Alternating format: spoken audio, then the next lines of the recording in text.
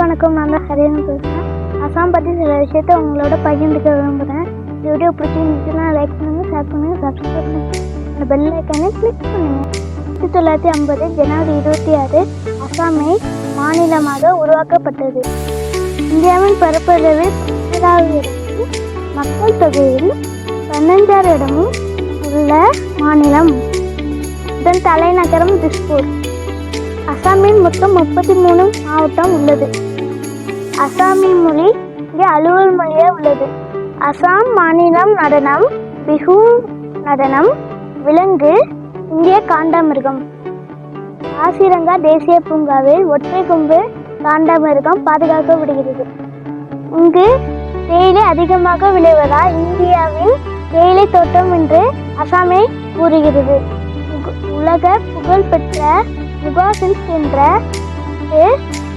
அசாமில் மட்டுமே உருவாக்கப்படுகிறது.